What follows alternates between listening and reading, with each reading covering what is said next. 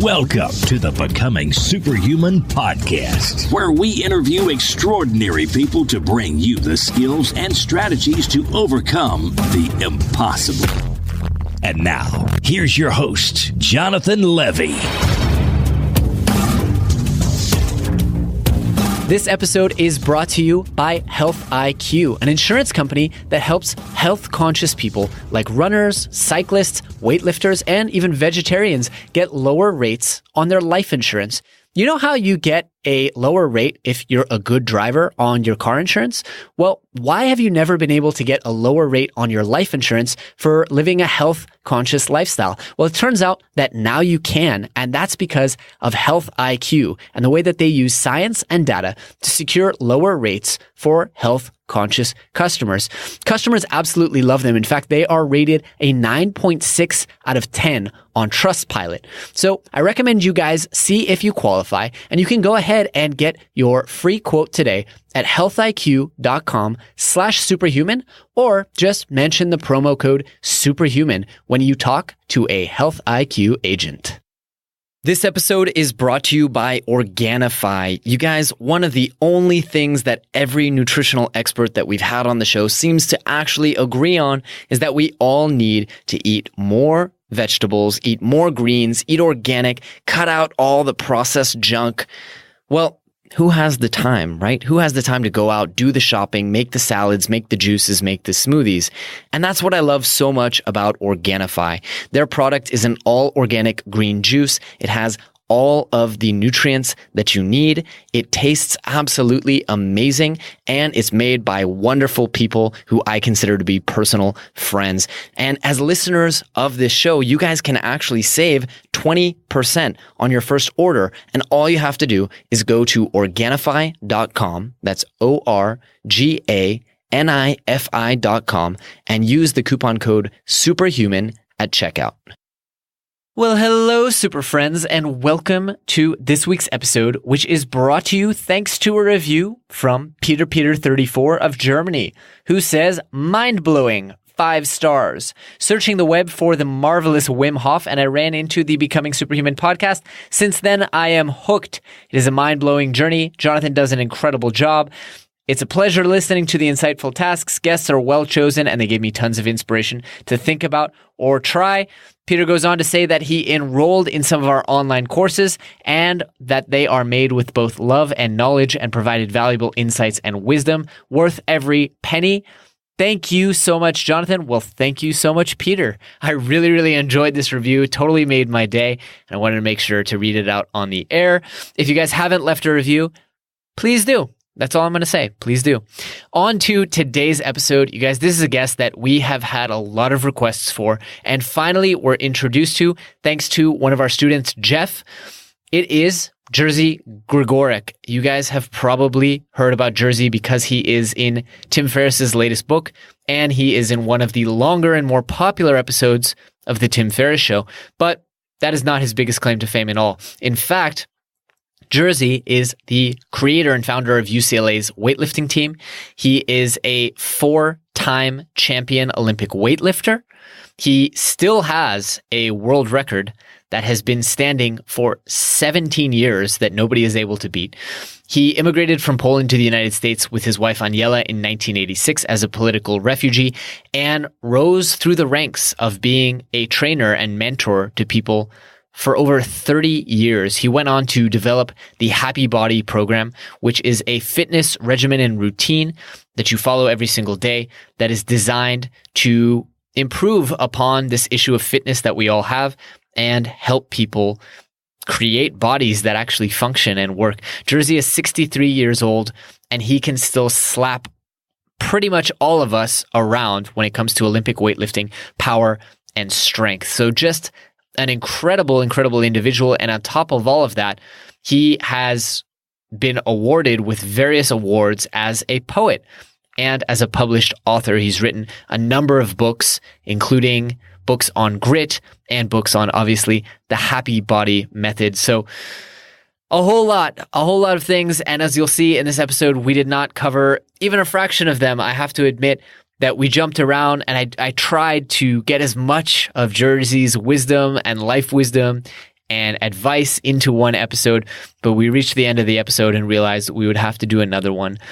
So I did my best, guys. I think you're going to really love the episode. I think you're going to learn a lot. I think you're going to appreciate Jerzy's perspective. And I would love if you guys would leave a message on the blog post or send me a note on Twitter letting me know what I should have gone into in more depth and what you would like to hear on the next episode with my new super friend, Mr. Jerzy Gregorek.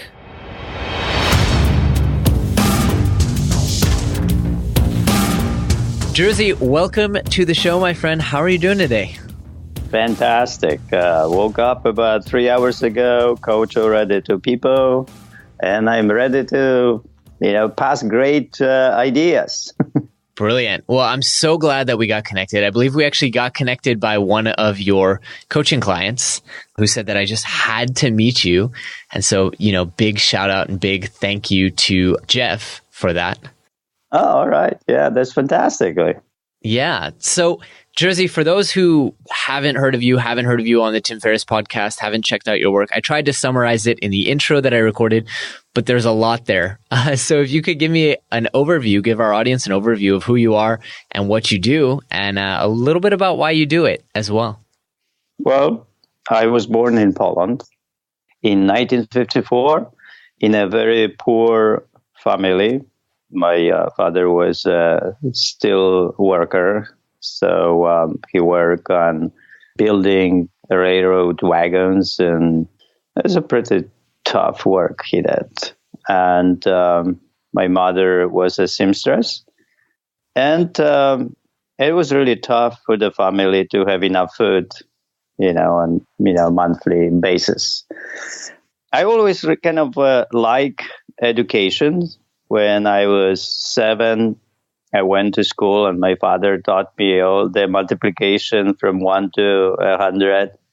And I really was good at that. And then when I went to school, I was, too much ahead of others. So my hand was always up, I knew everything. And after a while, the teachers didn't like me because, it's just like they wanted other people.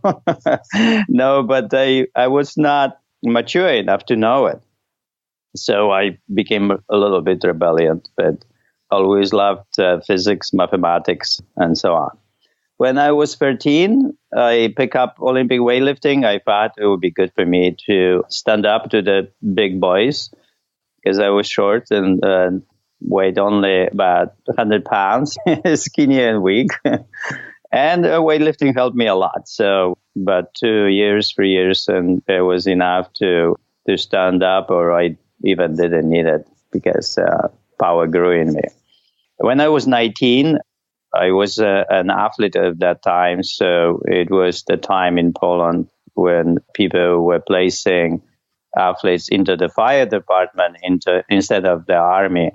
So I went to the fire department to spend 3 years there instead of the army. And it was very interesting thing about that because, I've never thought about to be a fireman, but it just happened that I was there. And when I was, when we were driving to the first fire and the fire broke somewhere in the apartment building, and I had this amazing feeling in me. The first time I felt that people need me. It was weird, but it was very powerful, and make me very happy and very important somehow. Yeah. So I didn't have that feeling before, but, I kept working on it all my life to actually have that feeling, be in a place that people need me.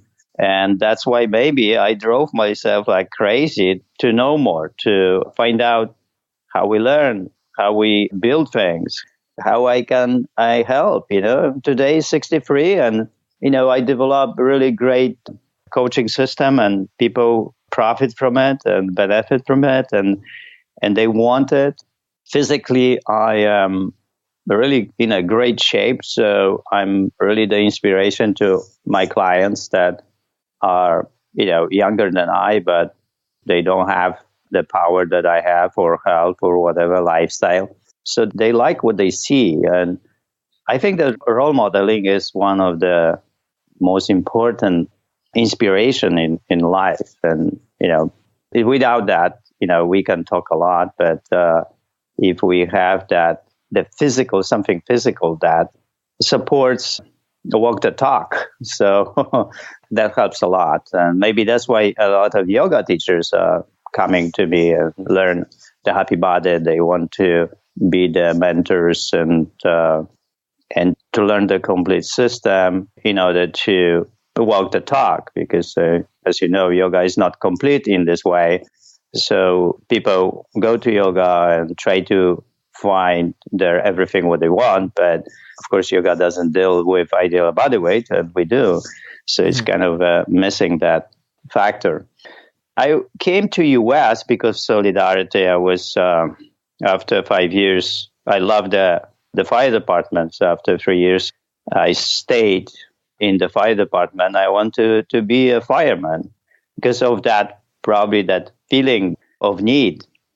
And I went to the Fire Protection Academy to study engineering and spent there 4 years. And it was 81 when Solidarity and the government in Poland, communist government, were fighting.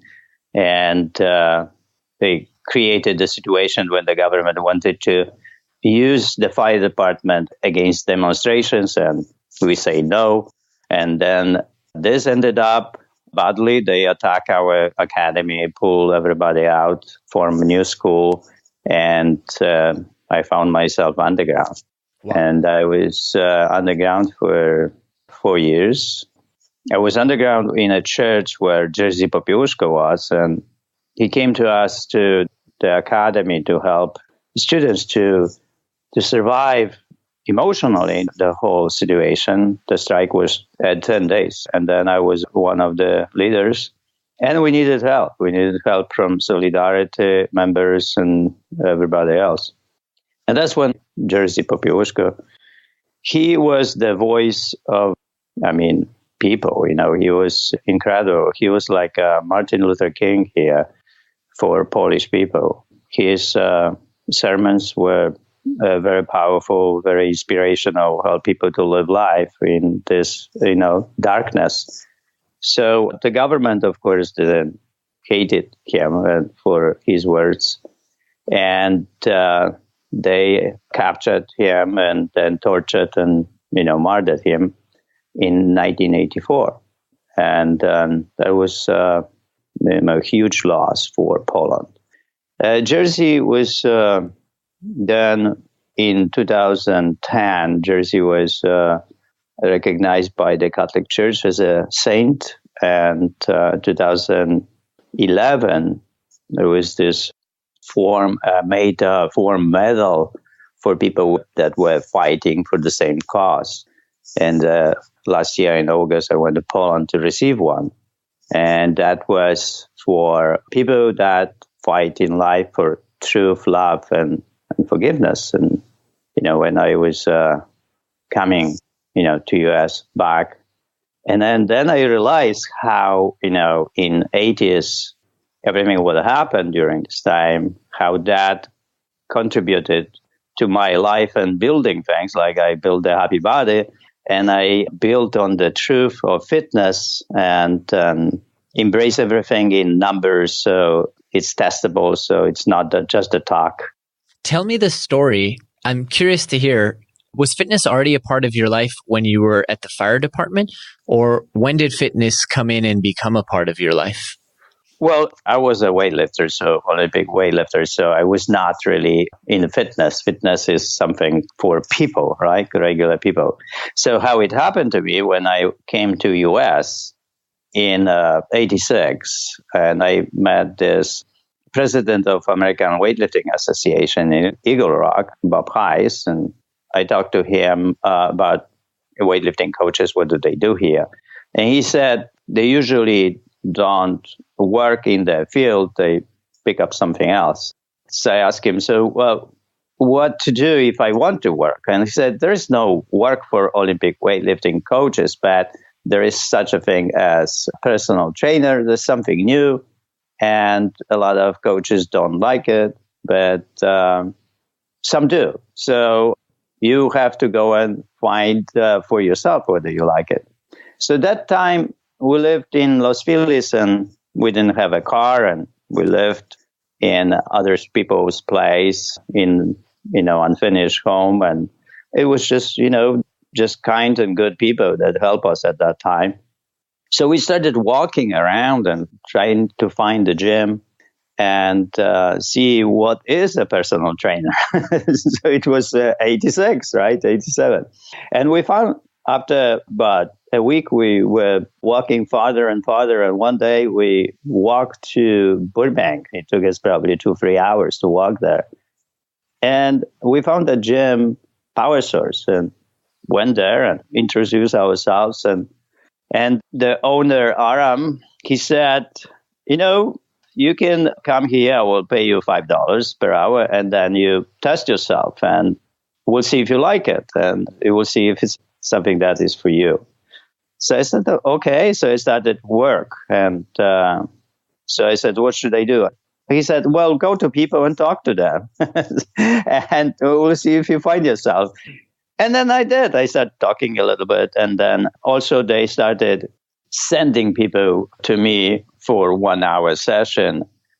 And the session was about what people wanted and what weaknesses they had and what failures. And they asked me to help them. And usually I wrote a program or talked to them and what to do. And people started liking it. And I started having private sessions, and I started liking it. So I kind of started liking helping people. And maybe it was from this fire department. But Olympic weightlifter is a kind of a constant injury and constant adjustments to the new levels and finding out how to heal, how to overcome the sorenesses and so on. So, when I started working, I had answers almost for anything. When people had problems with the physical, when they had, too much weight, or when they had too bad posture, or they had medications, and I knew how to deal with it, or any kind of injuries. So I knew how to heal. I knew how to work with nutrition so you could control your body weight. Because as a weightlifter, we had to be always on a scale. So food was important and control of the food was important. So all of it was really good. And I started liking the whole thing. And within a year, I had probably about 100 clients. Wow. Working 16 hours a day, and including Saturday and Sunday. And I was happy. I was happy. I was useful. I was in a new country. Yeah, I was 31 years old and came with nothing. We had one bag only when we came, like huge backpack. When we came to New York, and we put that backpack to Detroit, and we didn't get the backpack. It got lost. So Aniela said, oh, come on, we lost everything. I said, well, not everything, but I said, well, maybe life wants us to be clean, but wow. In that backpack, we had, our memories, the pictures, and our past, and clothes, and, any imaginable thing. We immigrated, Fresh start. Yeah, fresh start, nothing, just $1,000. So that's it. Oh my gosh. So I want to jump because I want to be conscious of our time. At some point, you go from being a personal trainer to restructuring and reworking the UCLA Olympic Weightlifting Team, to then something changes and you and Aniela decide to come out with the Happy Body methodology. Tell me about that moment where you go from being an Olympic weightlifting coach and a personal trainer to saying, hey, wait a minute, something is missing here that people aren't getting. What was missing that warranted developing the Happy Body methodology? So first, there are really two things happen. I coach Billy Blank at the time, who created Taibo, and Griffith Yan and others who were involved in Taekwondo. a lot of power and kind of endurance, and they wanted to be flexible, they wanted to be strong, they wanted to be fast, and they wanted endurance. So they asked me to create a program for them. All the fighters, the martial artists and boxers, they wanted something power, and not only power, but combination of many things. So I created this system and called the time workout, and it was really good. It was kind of like going really fast, the fastest you can, with 18 exercises, the same as the Happy Body. But it was a very challenging system that started going out of control. People usually ended up injuring themselves, and microprogression was very difficult for it. So I knew that endurance system has to not to be the part of it, but they convinced me, so I did it. So that was the one system that was on. The other thing that when I coach people, even people when I coach 7 days a week, they would have problems. They would have problems of dependency, and I talked to Aniela and said, you know what? I cannot do that. I coach people 7 days a week and they don't get it. So, what is wrong? The wrong is they really don't get the responsibility for it. Yeah, they push responsibility on us, and because of that, then they do wrong things during the day, and then they don't achieve what they want, and that causes disappointments and depressions and so on. So I decided to create a thing that would force people to be independent and not really being coached. So I love that. I told all my clients, said, from now on, I will coach you 1 day a week. I will write your programs. And then you will go and you execute the program, and I will tune up the program once a week. So 50% like that, and 50 didn't like. So 50 quit, and then 50 stayed. So I said, okay, well, it's a new thing, so we'll do it that way. So that 50% that stayed, slowly they started really taking charge of their life and taking charge of the coaching. They started understanding coaching. They started understanding self-coaching. They started getting the ideas of how the programs are written and being conscious. So the consciousness started really evolving. And that time, the other 50% kind of started really coming back. A lot of people came back, actually. But one thing that we shifted was that from time workout, we shifted to the Happy Body, and we introduced the breathing patterns that would create interval training system instead of endurance training system.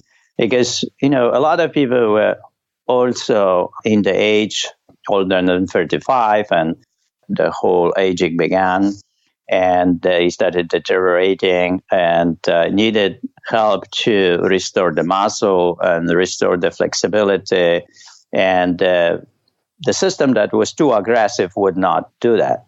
So we started introducing the breathing patterns, and also the breathing patterns, some kind of a parasympathetic system, and a system that would be more toward the sprinter that runs for, like 3-4 seconds and rest, and 3-4 seconds and rest. That was a more power system that flexibility would like it, and the person would get stronger and would grow the muscle, and posture would get better. The person would never be tired, exhausted, and would get more powerful. I'm dying to hear it. Describe to me the system, because I'm still a little bit unclear on just the overall, what the Happy Body system looks like. I mean, is it weightlifting? Is it flexibility? Is it all of the above? Could you walk me through kind of the core principles? Sure. Well, there are 3 things that come into the system. So we wanted to create a person that the person would do it for himself, right? So independence first, but with the whole system that the person would understand and would engage and would learn the data, and they would collect the data and learn from the data. So the first thing that we thought, it has to be ideal body weight. If people have to know what they should be. So that was a big challenge. We started really exploring a lot of athletics and body weight of different sports and so on, and then our clients and everybody around. And we decided about the relationship between the height and the weight and the gender. So, for example, the happy body for a man 6.4 man is 200 pounds. And now you have these two great athletes like Phelps. Phelps is 6'4", and he was 195. So he is 5 pounds lighter than the happy body. Mm-hmm. And Usain Bolt, 6'4", the same, and his body weight was 205. So 5 pounds heavier than that. So we were really honored, the target, we hit the target. And that was fantastic because, their bodies are really beautiful and gorgeous, and then very powerful. So we thought about that the body cannot be too big, cannot be too little, and it has to be the body that the nature would, create in a best way, with the most efficient, the most powerful, and I guess the happiest. Mm-hmm. So the food had to be added to the system. So we added the whole nutrition and control of the food, and knowing how much you should eat, when, and, solve all the problems of losing body fat or gaining weight. So when people came to the happy body, they could have like 40, 50 pounds overweight or underweight 30 pounds. We had a lot of men that they were, mostly men actually, not women, that would be 30, 40 pounds under muscle, they should be 200, but they were 150. So all the nutrition and the solutions and the tools, how to actually do that, how to control their body weight first.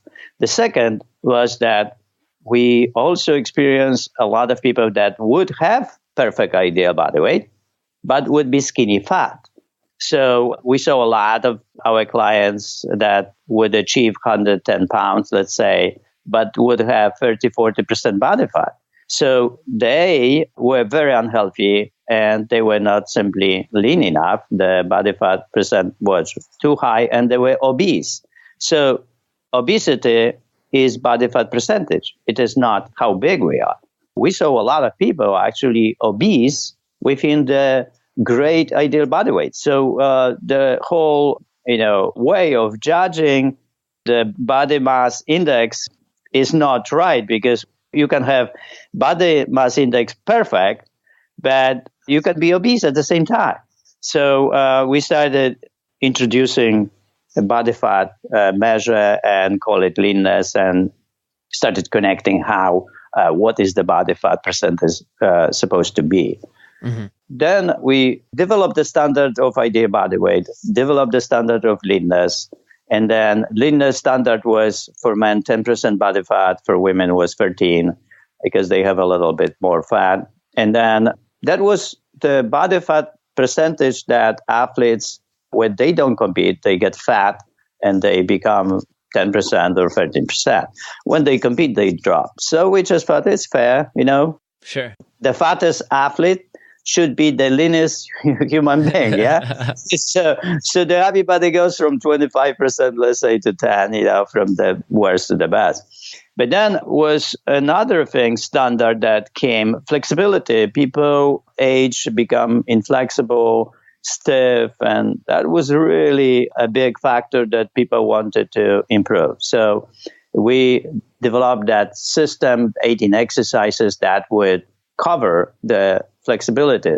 So when you do it, you become flexible, and you become stronger, you become faster, and you correct your posture, because posture was important too. The whole collapse of the thoracic spine we observe, because of the probably computers and so on.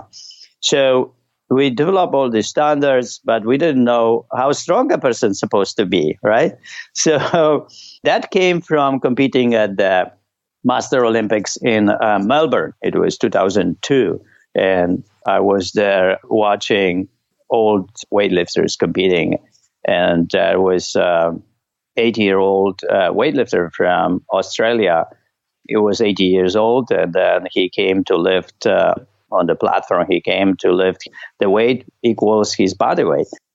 And then, when he came, I was just thinking about myself when we were 13, 14, and 15, and so on, and how strong we were. Like boys like in Poland or in Russia, they lifted on streets, and they had these weights. It was really, you can imagine a lot of apartment buildings, and sometimes they pull out the iron and start lifting.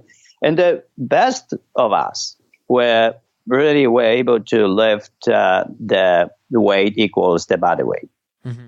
And then I was watching a guy who is 80 years old, and I was, in 40s, and I was watching this guy. I said, wow, that's incredible.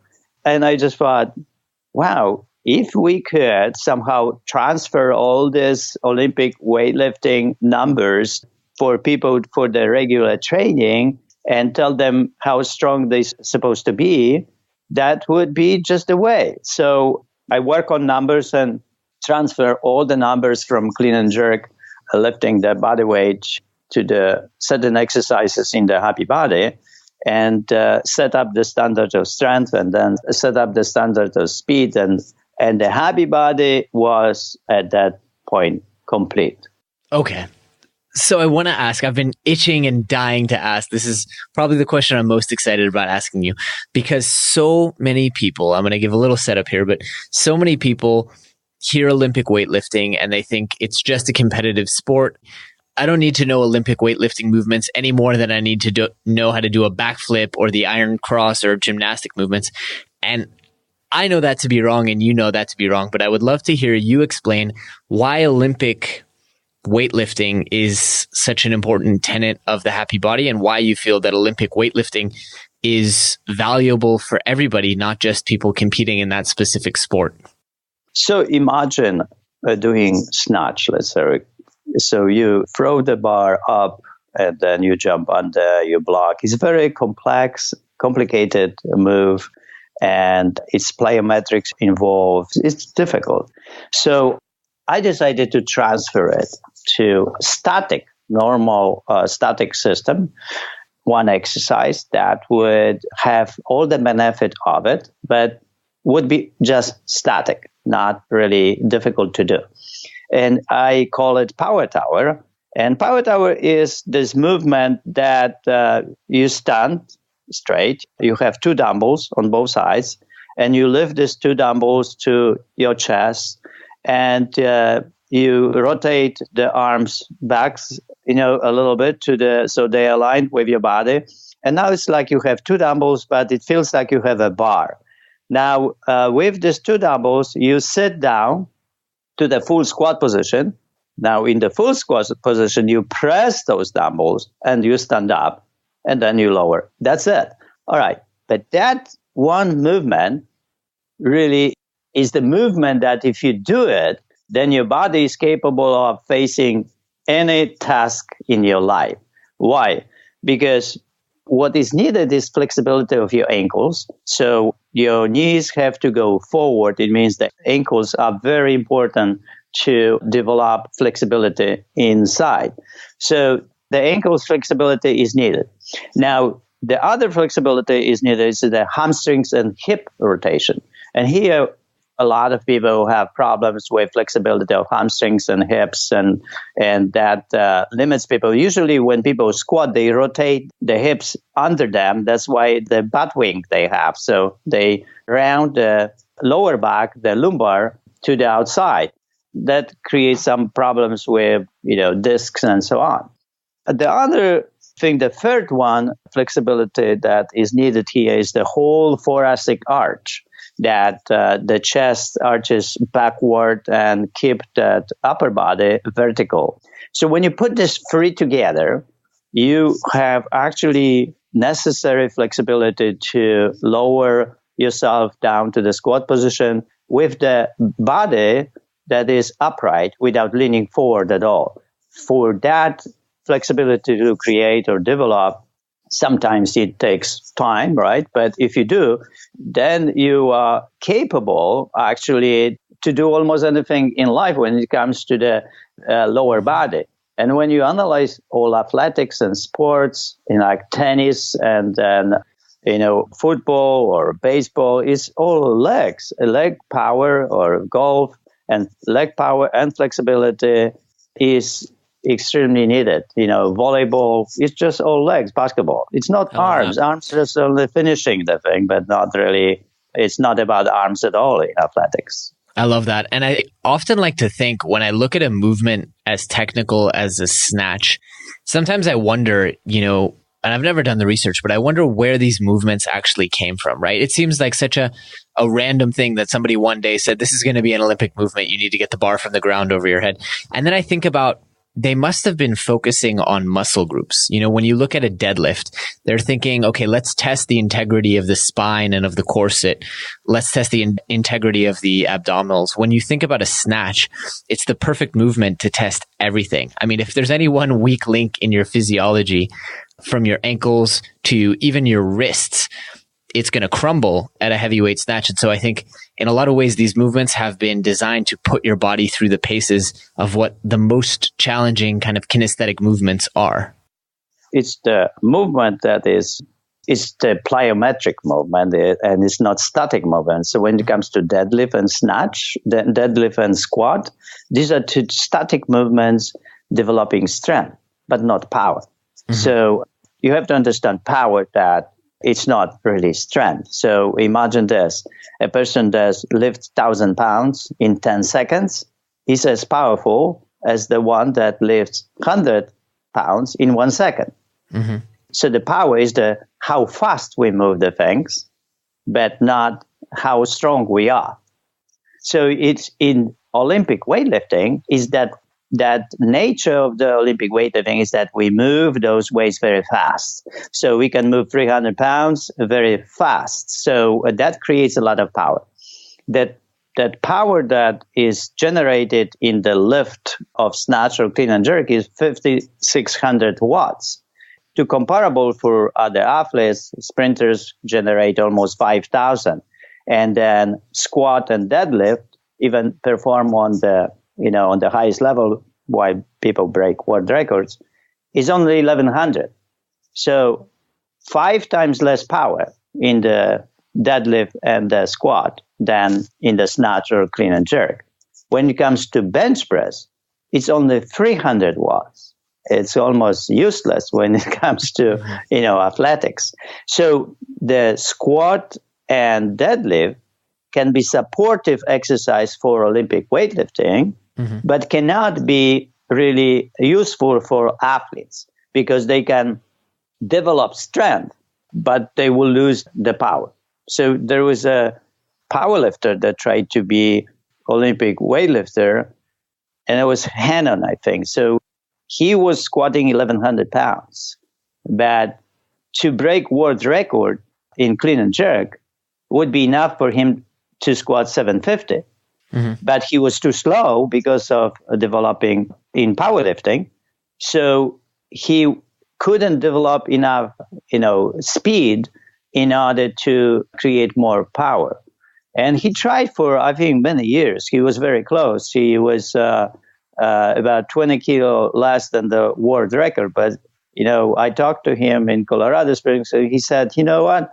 It's like something happens in my brain when I go to 240 kilo clean and jerk, everything works. But, above that, it's like everything stops. Like, it's hard for me to shift for that aggression that I need to be able to pass that limitation. So when you do the snatch and clean and jerk, these are the very violent moves and also the most efficient, most powerful moves that they are the base for any athlete to develop. Of course, if you develop the power through these two exercises, that also prevent you from any injuries because the body is ready to jump and to receive the impact. So when you think about, let's say, volleyball players, right, they have to jump high. So they have to have a really power, like a vertical jump, right? And then they have to hit the ball. And sometimes they have to fly across the floor and to squat deep and receive that. So when they don't actually do plyometrics, they can have the problem with their knees, and they can blow ACLs and all the ligaments and tendons, because in the gym they don't do full range of motion of the knees. And then if they don't, and if they start using them in the full range of motion when actually they play the game, then it can end up really badly. So in the gym, you should be training a lot harder than actually in the game. Also in the gym, you should test all the range of motion. So it's a full range of motion, and also it should be plyometric oriented. Then you go to your game, and you can never be injured there. If you are injured, it has to be a crash or something, but it's not just simple moves or unexpected moves that require, extreme flexibility or anything that is connected to that game. Mm-hmm, mm-hmm. Jerzy, I want to switch gears again and change it in a little bit to practicality, because I want to make sure that before we finish, we give people some practical takeaways that they can implement into their own lives. What are some of the things that you would want people to keep in mind, or even maybe a homework or exercise that people can do to check in with their own physical fitness, and maybe some things that they can do to improve it? So the Happy Body program, they can buy the book, of course, and they can start engaging in the Happy Body, put themselves on a program. It's not difficult. It's very simple, right? There is 18 exercises in it. And also, if people care about aging, that would help them to age youthfully, because after 35, life deteriorates 2% every year. So in order to even be the same, we have to be better every year, 2%, to be the same. So if you want to be 2% better, you have to improve 4%. So the Happy Body is created it's reactive and preventive. So reactive is you have your weaknesses already. You have your flexibility problems. You are tight, or you are weak, or you lost the muscle. So if you put yourself on this program and you will follow it, it will restore everything. So it's reactive. It helps you to become youthful again. But it's also preventive when you keep doing it wherever you are. And it doesn't matter you go to the gym or not, you can do it at home. You can be 80 or 85 and 90 and you still be really great. So that's the purpose of the Happy Body. You do it every day, and then you keep your strength and power, and you will match that 80-year-old weightlifter when you are 80 or 85, right? So that's the possibility of the Happy Body. Of course, there is also a way of accelerating and micro progression within the system that it's very safe. It's like everything is, static in the Happy Body. So you can control the level that you go to the squat position. Let's say you will sit on a box of 17 or 18 inches. And then when you feel that tightness in the body, or your knees are sore a little bit, then you go 1 inch up or lower. So you are able to manipulate all the numbers and spread it throughout the weeks and months and years to improve your own flexibility to the level that is, it makes you really flexible and prevents you from injuring yourself or creating tightness and pains. And so you don't have to take painkillers in your life. That's actually another amazing thing that I want to point out to people, which we haven't covered, which is you won 4 competitions and you've set a world record, and yet you are probably one of the only Olympic weightlifters out there who doesn't have some massive injury story besides the one that we obviously didn't cover, which is you spent a period of time paralyzed. Tell me about that. Well, I was 23 when I was under a really heavy weight, and then I lost the tension in my stomach, my abs, and then I wobbled under 700 pounds. And my L5 moved forward and bruised my spinal column and cut the feelings to my legs. And I was like that for a month or more. And slowly I was recovering the feelings. The doctor said that I will eventually get it back, but he warned not to do it again. But it took me about 6 months, a year to come back to where I was before when I injured myself. And I thought if I avoid heavy lifting like, quarter squats, that maybe I would be able to keep lifting. But when I was in Warsaw, when I started, I lifted with Academy of Physical Education, and then my pains were coming back under really heavy lifts. So I decided to spend more years and learn really how to deal with the problem, and maybe that's how it is, and adapt to the situation. So I spent a lot of years on finding out how to make the body strong all around the problem. And during this time, I learned how to heal a lot of injuries with shoulders and knees and hips, and how to work around the problem that's already there, and not to take surgery. And take surgery, only when it's really, really necessary, when you actually check, for, let's say, half a year to the system that whether you can get better or not. So the Happy Body helped me a lot. And the last 20 years, I do the Happy Body. And I find myself, because I do Olympic weightlifting training as well, so I find myself sometimes tight in different places. I can be tight in sacroiliac, I can be tight in the shoulders or the knees. And when I sit, I feel tension. So the Happy Body helps me on a daily basis to release all those tensions. Actually, I easily find them. And then through the repetitions of the training and flexibility and all the stretches, because the Happy Body has always the stretches, extensions. So flexibility is the main purpose of it. So it helps me, and I put a lot of athletes on the Happy Body. So it's massage for them.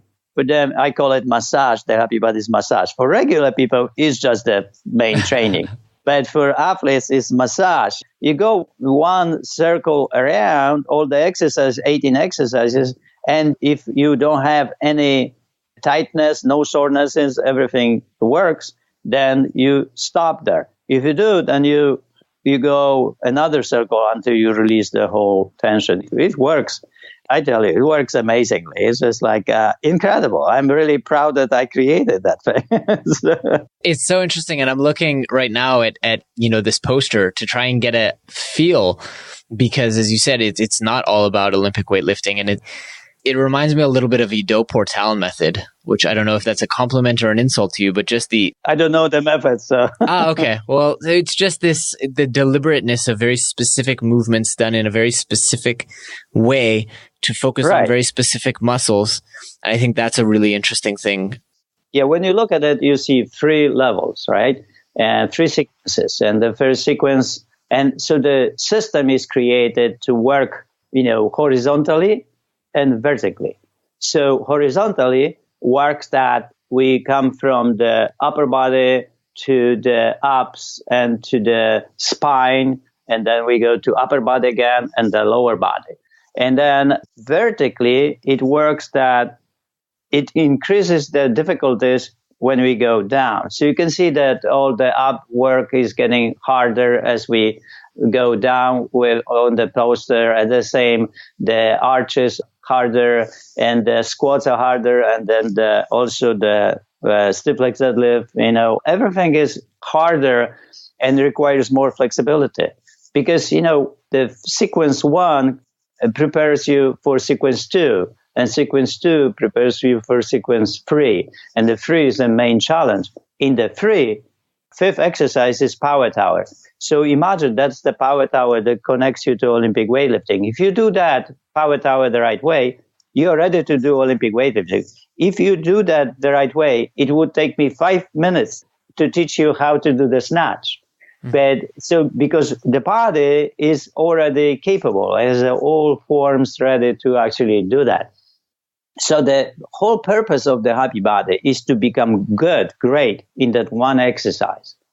So all the 17 are there to support that one. So when you think about Olympic weightlifting, you have 2 exercises, but you also have 100 of exercises that are supporting these 2. It's like, think about the pole vaulter is one exercise, yes? And then think about the high jumper, right? Is only one, and then just long jump, the same, one. These are one exercises, right? Discus and whatever it is one exercise. And, these people do a lot of different exercises to be able to improve that one. And that one is a measure of everything, that one. So that one shows how good you are managing all the 100 around, because that one only decides how great you are. So that's the same thing in the happy body. Power tower decides how good you are. Not really that you do all the 18 exercises every day or you do the program for 3 years. It has to be also becoming better over time is the purpose of learning system, is also making it happen. If you don't get better over time and you cannot measure it, then you just don't know that you are not getting better. So the happy body, it gives you that quantifying and measurable standards that you are able to see, I didn't get better in 2 months. I'm not getting stronger. So, okay, why is it happening? Or I'm sore too much in the shoulders, or my knees are too sore. So where in the program I should correct that? So the whole 18 exercises will give you the insight how to correct, let's say, back pain, how to create shoulder pain, how to create knee pain, and what to do and how to adjust. Or you become tired, let's say, and it's kind of overtrained. Then you go back and the whole data is created. And from data, you know how to change the system to correct the problem. And you can map the problem because you do every day the same thing. If you do everything every day the same thing, you have the data to actually to know why what happens, why the soreness happens, or why the pains happen, or why inflexibility happens, why you are too tired and it happens. So you find it, and you find it in your data, and you correct it. If you do every day different things, that you will never be able to actually find out why something not good happens to you. That's a really interesting contrarian perspective to, the world of CrossFit and always vary your workout every single day so that your body's never getting used to or adapting or getting lazy. But the point you make is a really interesting one, which is at least a portion of your workout should be the same every single day for a control, to have a measure, to have a basis. And be very close to, it's like, weightlifting plan usually becomes different every 2 months. So that plan for 2 months, you do over and over the same. You can do different days, different things, but weeks are the same. You repeat.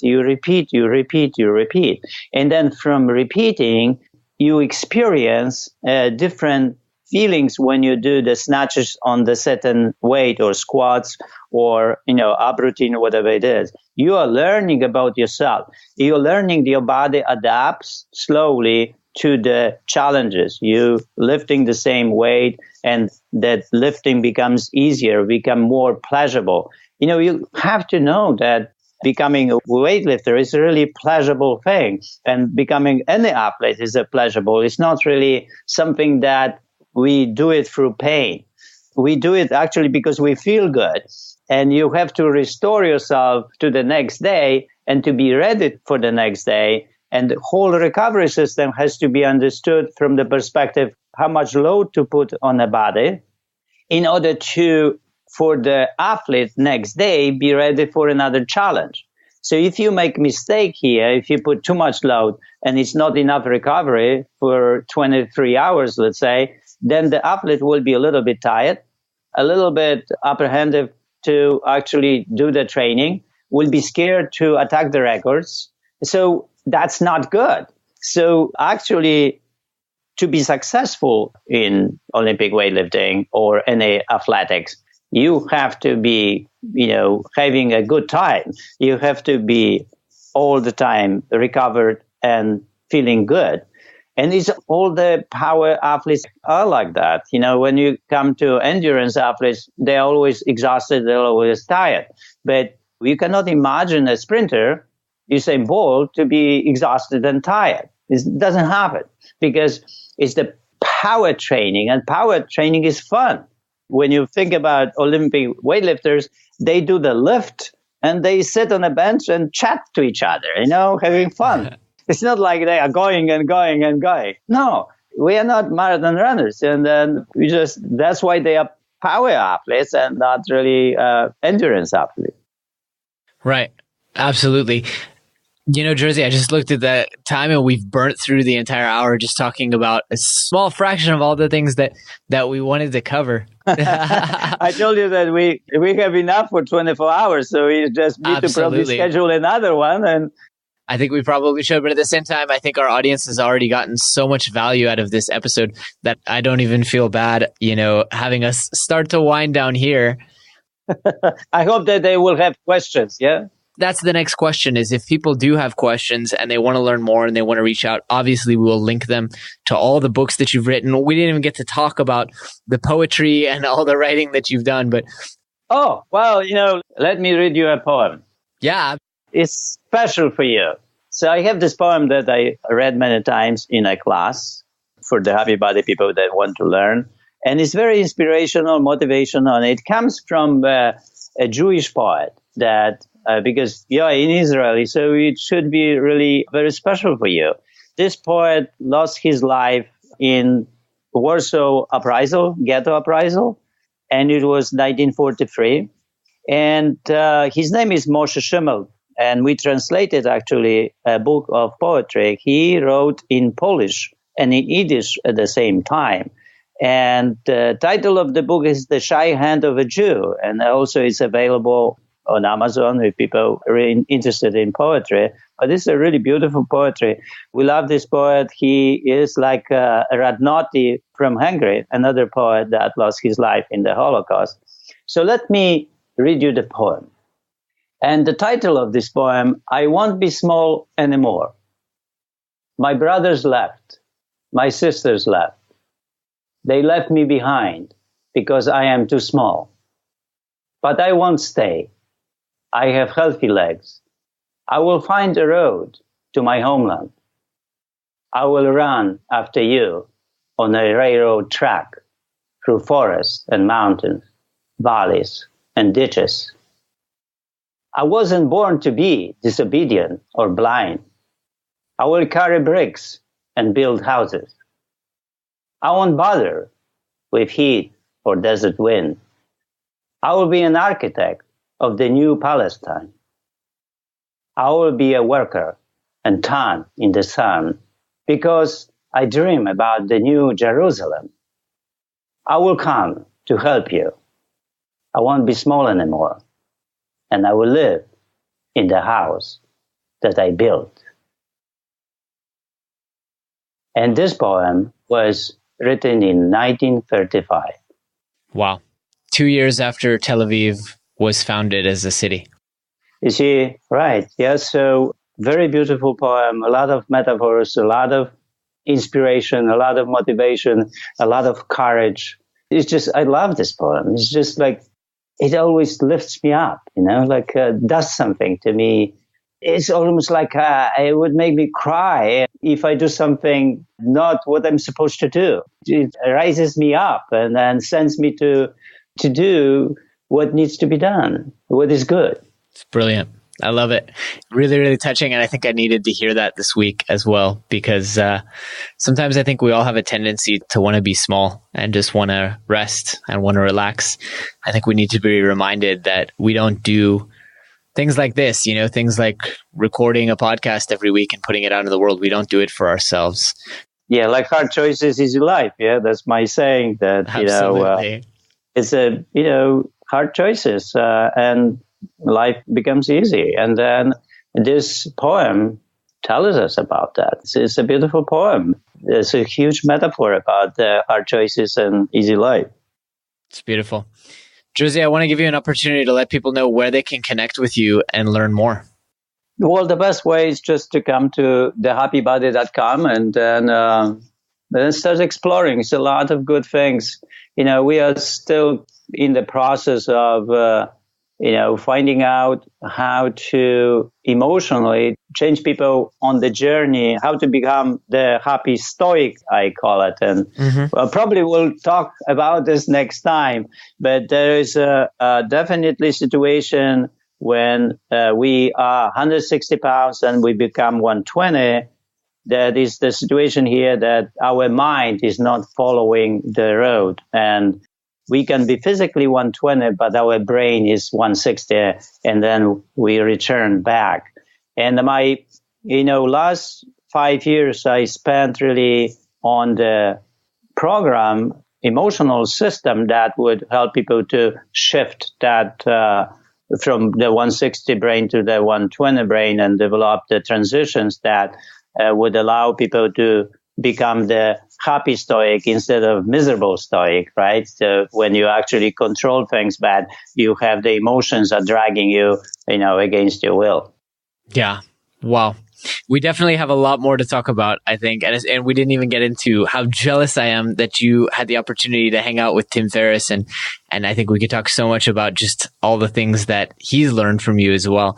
So I think we have some for next time. I guess it will happen. Yeah, we'll cover it next time. But Tim is really a good guy, cool guy, and definitely spent a lot of time on ability to apply whatever it needs to be applied. And when he came to me, he always came with a journal. He always wrote what I was talking and applied what I was talking within 1 week. He was a perfect example how when you follow, when you write, when you do what you are told, and how much you can get it from it. And so that's the tools are okay to have, but if you cannot apply them, then you cannot really help yourself. And Tim is incredible. That's just like, he watched me and I watched him, how he was doing whatever he was doing. And he was really always with a journal, always whenever I said something important, he would open his journal and wrote there.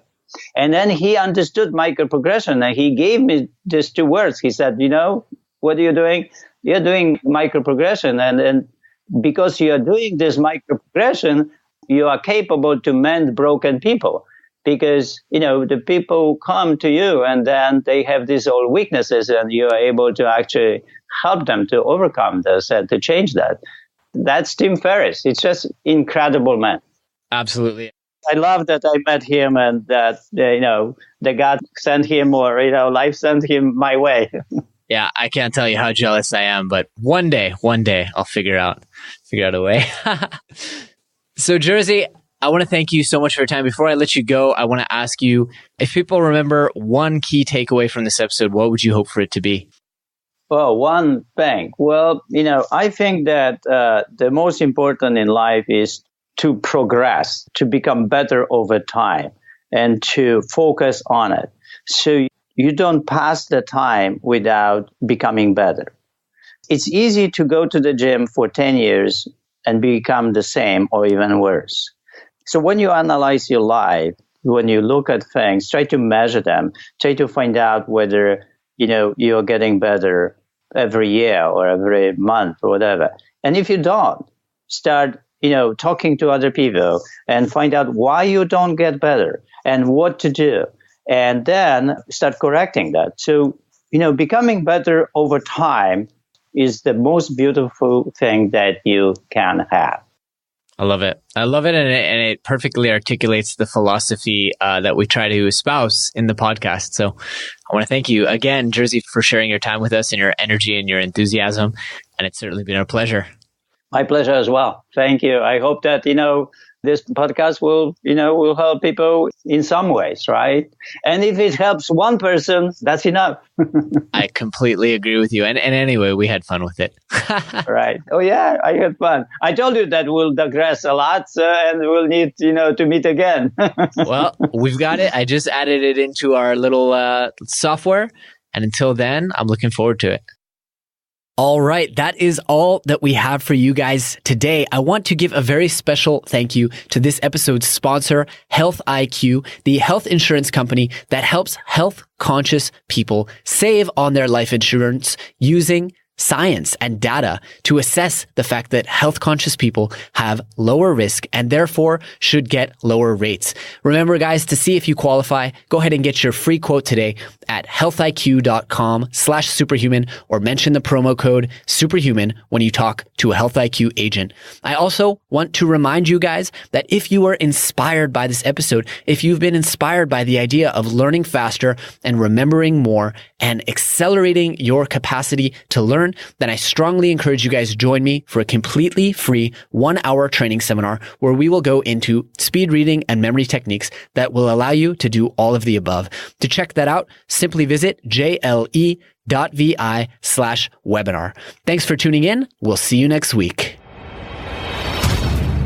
Thanks for tuning in to the Becoming Superhuman podcast. For more great skills and strategies, or for links to any of the resources mentioned in this episode, visit www.becomingasuperhuman.com/podcast. We'll see you next time.